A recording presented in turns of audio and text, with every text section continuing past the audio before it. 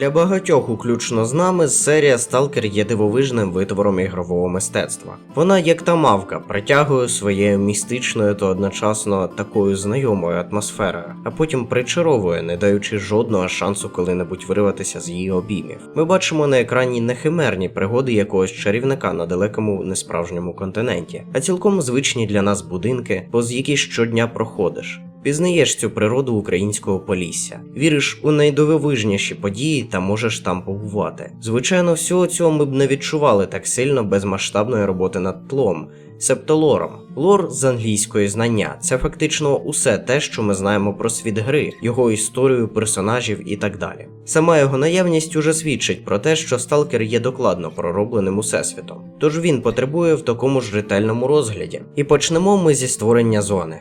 А поки вмикаємо інтро, у вас є рівно 10 секунд, аби дістати свої батони та збігати за енергетиками. Приємного перегляду!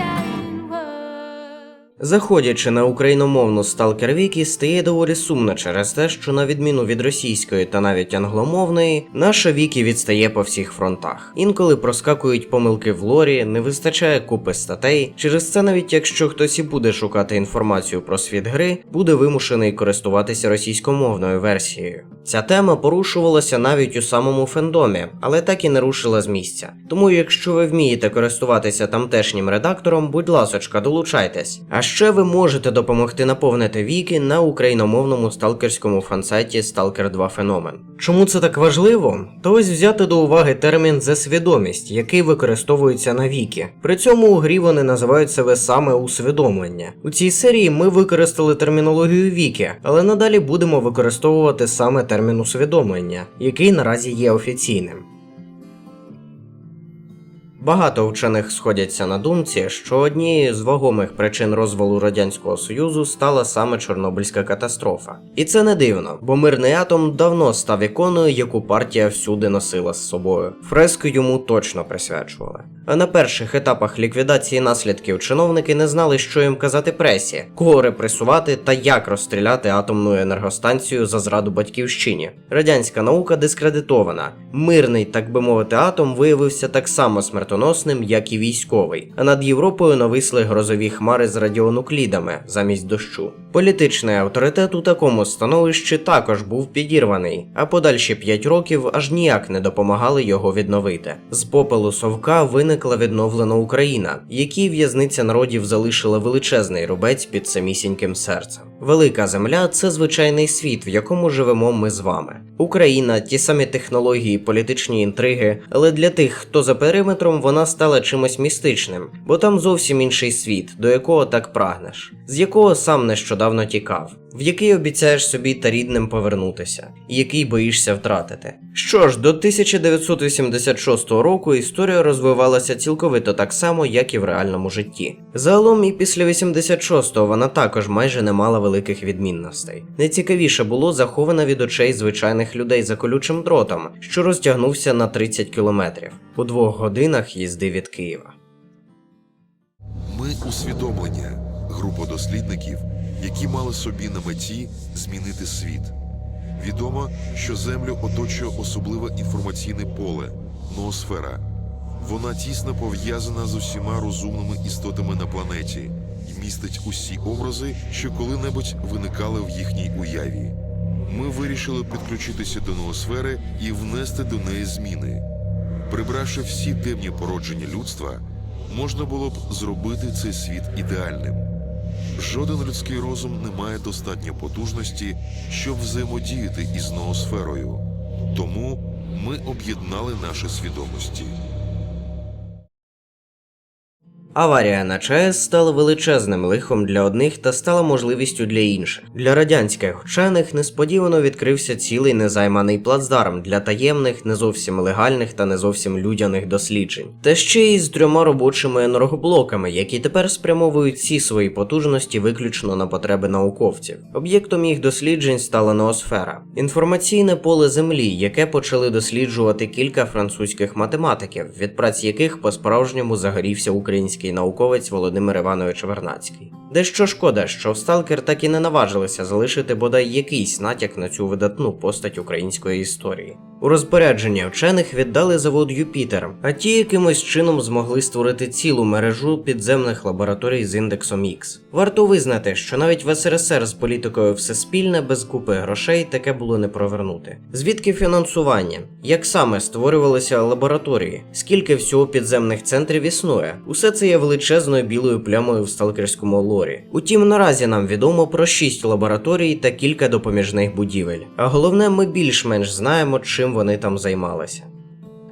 Почати розповідь про лабораторії варто з Х8. Розробники не дали навіть натяків ні на приблизний початок її роботи, ні на кінець. Відомо, що саме тут працювали Лєбєдєв, Каланча та Суслов, які добре нам відомі з чистого неба. Певний час вона була центральною, виконувала роль, так би мовити, штабу за свідомості. Серед іншого виділяється світлина молодого Лєбєдєва, що одягнений у форму радянського військового. Дослідники вивчали тут пси-вплив на об'єкти. Експеримент з кораблем у Карибському морі. Координували виявлення псиздібностей у живих створінь з Х-16. Координували дослідження мутацій відпливу інформаційного поля в Х-18, розробили випромінювач «Веселка», макет випалювача мізків та брали участь у створенні виробу номер 62 – Гаус-гармата. Потім з невідомих причин групу Лєбєдєва переводять в Х7, що стала новим штабом за свідомості. Згадка про неї є тільки в одному документі. Відомо, що всі матеріали з Х8 повинні були перевести сюди, але конкретних відомостей про дослідження, які робили в Х7, немає, як немає і даних про її місце розташування. Лабораторія Х-18, що в Темній долині, займалася проєктом «Універсальний солдат», тобто експериментами з виведення мутантів. Так ми отримали різних химер, снорків та інших тварюк. За неофіційними даними, за свідомість схрещували не тільки тваринок, як от свиней, а й не цуралося використовувати ув'язнених з Великої Землі. Після того, як їм вдалося створити контролера, який мав псиздібності, документацію по ньому передали в Х-16. Там, у свою чергу, почали створювати експериментальний випромінювач Кайманова, яким і став легендарний мозок у колбі. Фактично, це мозок звичайного контролера, який був збільшений у рази. Експеримент виявився успішним, але через ряд конструктивних недоліків учені не змогли тримати його під контролем. Пси-вплив діяв на всю площу Янтаря і просто зомбував усіх підряд, як і звичайний контролер. Якоїсь миті центром усіх зловісних планів за свідомості став так званий бункер управління монолітом, або як його ще називають лабораторія Х-19. Знаходиться вона прямо під саркофагом і є ледь не останньою локацією «Сталкер Тінь Чорнобиля». Це стара будівля, що призначена для управління пси-установкою «Моноліт» або «Виконувач бажань». Утім, представники за свідомості вирішили, що саме ця лабораторія підходить їм найбільше для створення планів щодо об'єднання своїх свідомостей та приєднання до ноосфери. Чим їм не підійшла Х7, невідомо. Ще одним бункером управління була лабораторія під кодовою назвою Х10. Знаходиться вона на радарі та обслуговує сумнозвісний випалювач мізків, який є одним з випромінювачів Кайманова, що були створені в лабораторії Х8. Чогось особливого згадати про неї не можна, це звичайна технічна будівля, ціль якої тільки обслуговування випалювача. Останній свій експеримент група вчених провела в 2006 році. Вони намагалися під'єднатися до ноосфери, аби виконати місію, яку поставили перед собою ще на початку досліджень – зробити світ досконалим, стерши з інформаційного поля всі вади людства. Здійснити це можна було лише одним шляхом – об'єднавши свідомості, від чого і пішла назва «загальна свідомість». Але в ході експерименту щось пішло не так. На жаль, дата другого вибуху – це ще одна біла пляма. Розробники не змогли вирішили її запам'ятати, від чого поклик Прип'яті називає 10 червня 2006 року, Тіні Чорнобиля 12 квітня 2008, вебсайти ігор серії теж 12 квітня, тільки 2006, а посібники користувачів ТЧ та ЧН взагалі згадують 13 квітня 2006. У цьому гармидері відомо напевно тільки одне. Вибух стався о 14:33. Збоку це виглядало як потік нестерпно яскравого світла, який випарював хмари. За ним слідував гуркіт та землетрус. Більшість військових, які в той час охороняли периметр, миттєво загинули. Оперативно влаштувати евакуацію решті було неможливо. Рівно через добу новоутворена аномальна зона була обступлена військовими. На місце аварії почали відправляти експедиції, які так і не повернулися. З невідомих причин зона продовжила розширення, від чого знов постраждали військові та вчені, що розмістилися біля периметру.